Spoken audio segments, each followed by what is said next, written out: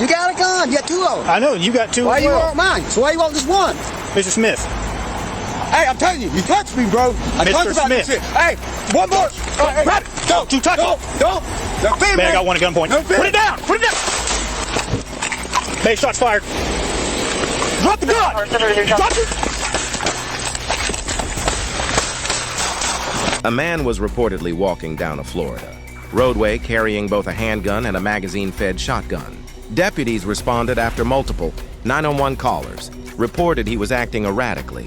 Within moments of making contact, the encounter erupted into a gunfight that left dozens of shots exchanged and a deputy fighting to save the very man who had allegedly opened fire on him. You're about to see exactly how fast this confrontation unfolded, what the body camera captured, and why this encounter ended in tragedy. Before we get into it, make sure you hit that like button, subscribe to Grave Note, and turn on notifications for more in-depth police body cam, breakdowns, and true crime analysis. Mr. Smith. How do you know my name? I didn't give you my name. I know you didn't. reached for your gun. It don't work. Mr. Smith. I'm not reaching for mine. I know reach you're not. Reach for yours. Mr. Smith. Reach for your Grab gun. that by the strap and put it down, please. Camera on? I don't see no red It's light. on. Sure? Mr. Smith, do you know where you're at? Yeah. Where you at? Bay County. I'm on Edith. No, is this Edith Height? Nope. It is not.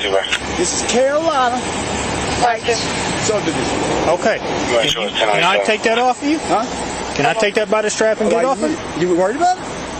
You got a gun. You got two of them. I know, you got two Why as you well. want mine? So why you want this one? Mr. Smith. Hey, I'm telling you, you touched me, bro. I Mr. talked about Smith. this shit. Hey, one more. Hey, Grab it. Don't you touch it. Don't.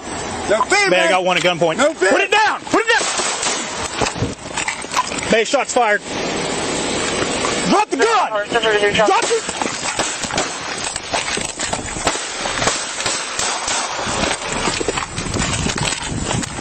I need code 3 now. I got shots fired.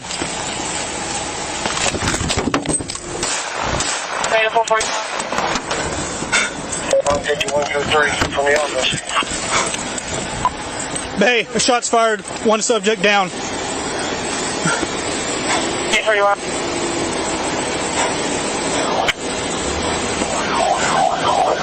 We have this location. Weber and 231.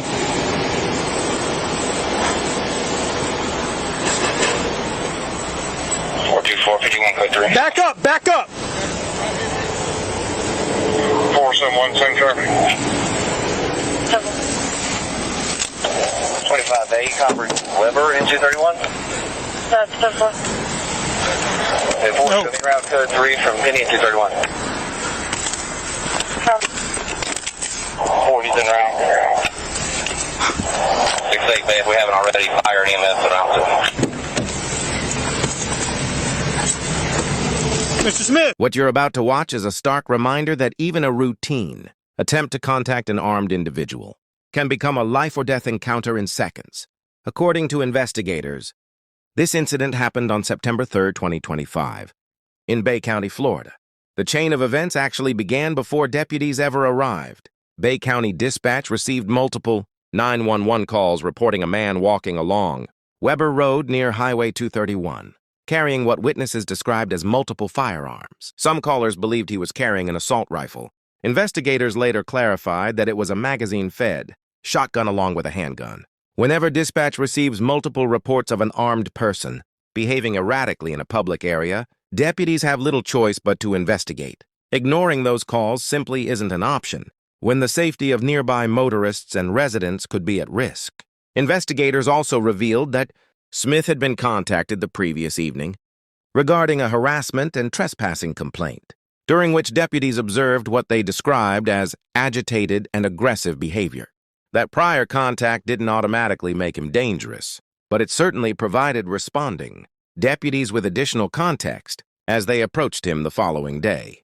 Eventually, a deputy located 45-year-old Justin Chandler Smith walking along the roadway. At first, the deputy attempted something we often see in these encounters: communication. There was no immediate rush towards Smith, no instant use of force. Instead, the deputy attempted to establish verbal control of the situation. But according to investigators, Smith immediately became belligerent. That's an important detail because officers rely heavily on communication to safely resolve encounters involving armed individuals. Once someone refuses commands while openly carrying weapons, the danger level rises dramatically. Recognizing the obvious threat posed by the shotgun, the deputy instructed Smith to place it on the ground by the sling. This wasn't an unreasonable request. From a tactical standpoint, separating an armed person from at least one firearm creates a safer environment for everyone involved. Unfortunately, investigators say Smith did not comply. Instead, as the deputy moved closer, Smith reached toward the handgun in his holster. You can hear the urgency in the deputy's voice as he immediately shouts, "Don't you touch it!" That command alone tells you the deputy recognized exactly where this encounter was heading.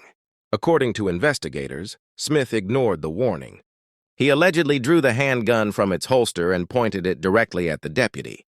At that instant, the encounter crossed from a potentially dangerous contact into what investigators describe as an armed assault on a law enforcement officer. Both men opened fire. Investigators say Smith fired 6 rounds from his pistol. The deputy returned fire 7 times. Several of Smith's rounds struck the deputy's patrol vehicle, demonstrating just how close this deputy came to being seriously injured or killed. Thankfully, no deputies or innocent bystanders were struck during the exchange. But even after being hit, investigators say Smith continued firing from the ground. Moments like this demonstrate why officers are trained to continue responding until the threat has clearly ended.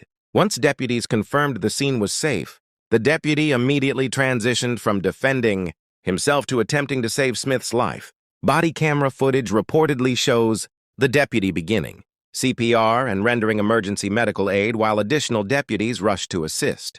This is a part of police encounters that often doesn't receive enough attention. People tend to remember the gunfire. They don't always remember what happens immediately afterward. Once the threat was over, deputies reportedly did exactly what their training requires by providing life-saving care until paramedics arrived. Despite those efforts, Justin Chandler Smith was pronounced dead at the scene. Investigators recovered both the handgun and the magazine-fed shotgun. According to the investigation, Smith fired 6 rounds during the confrontation while the deputy fired 7. The physical evidence, including damage to the patrol vehicle, appears consistent with investigators' account that Smith fired directly at the deputy. Based on the information released so far, this appears to be one of those tragic situations where officers were confronted with an immediate deadly threat. If investigators' findings are accurate, the deputy gave commands, attempted verbal de-escalation, and only used deadly force after Smith allegedly drew and pointed a handgun. Legally, officers are generally authorized to use deadly force when they reasonably believe they are facing an imminent threat of death or serious bodily injury. If someone points a firearm at an officer, that standard is typically met. Another point worth mentioning is what happened after the shooting. The deputy didn't celebrate. He didn't walk away. He immediately began trying to save the life of the man who had allegedly just fired at him. That doesn't erase the tragedy of what happened, but it does demonstrate the difficult reality officers often face. One moment they're defending themselves, the next they're providing CPR. Ultimately, this incident highlights how quickly armed encounters can spiral beyond anyone's ability to peacefully resolve them. There were multiple opportunities for this situation to end differently. Complying with commands, setting the weapons down, continuing the conversation instead of reaching for a handgun. According to investigators, none of those opportunities were taken. Instead, within seconds, both men were exchanging gunfire on the side of a public roadway. As always, every officer involved shooting deserves a thorough and transparent investigation, and conclusions should ultimately be based on all available evidence.